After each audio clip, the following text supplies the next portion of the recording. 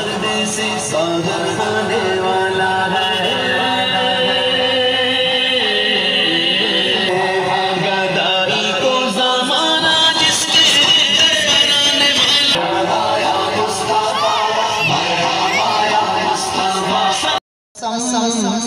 सुभान अल्लाह। नचे जे दुरूद पढ़ी मुखे रब जो कसम, तुझो दुश्मन कुछ न बिगाड़ी दो।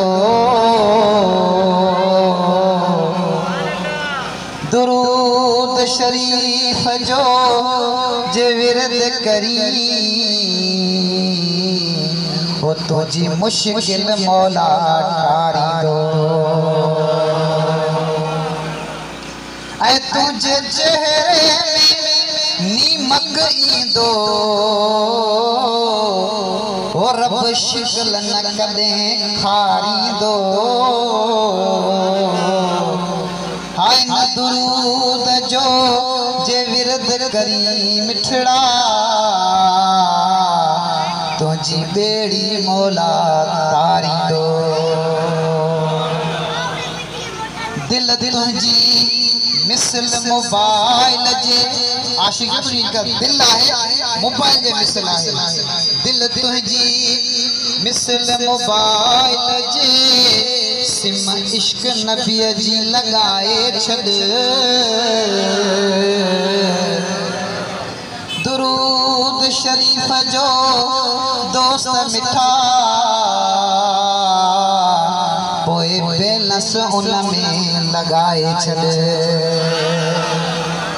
Company package India day package night package ये आशिक 9 पैकेज बुधाए रहियो आहे। त कुल दुनिया जे तवलियन जो पोए प्यार जो पैकेज ठाहे छद। चो सुभान अल्लाह। हाँ ना है बिजी नेटवर्क मदीने जो, भली काल ते काल मिलाए छद। हाँ ना है बिजी नेटवर्क मदीने जो, भली काल ते काल मिलाए छद। सब पढ़ो सल्लल्लाहु अलैहि या हबीब अल्लाह। है अम्मा आमना जे घर में सरदार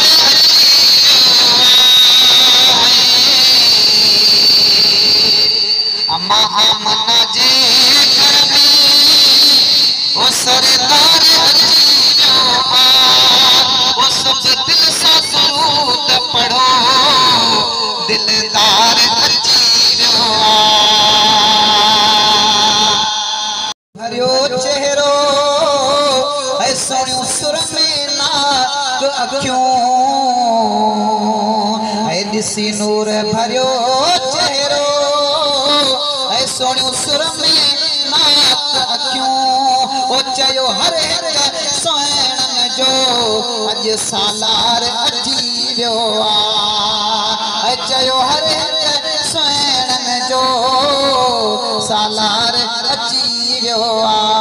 अम्मा आमना जे घर में सरदार अची वियो आ। ओ सब दिल सां दुरूद पढ़ो, दिलदार अची वियो आ। चो सुभान अल्लाह। ऐ 12 रबीउल अव्वल जी ऐ सूमर जी रात सुठी। 12 रबीउल अव्वल जी सूमर जी रात सुठी।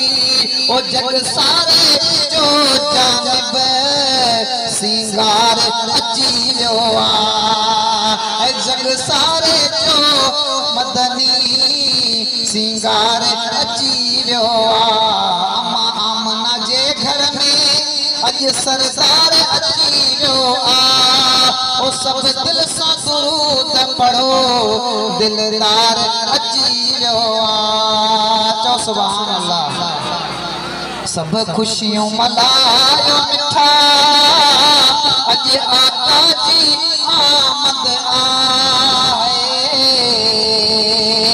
सब खुशियों मलाल बिठा मदनी जी आमद आ गम करना हज़रत करमुल्ला गम टार अची वियो आ गम करना सोना दिल बरसाई तो गम टार अची वियो आ अम्मा आमना जे घर में अज सरदार अची वियो आ वो सब दिल सा दुरूद पढ़ो दिलदार अची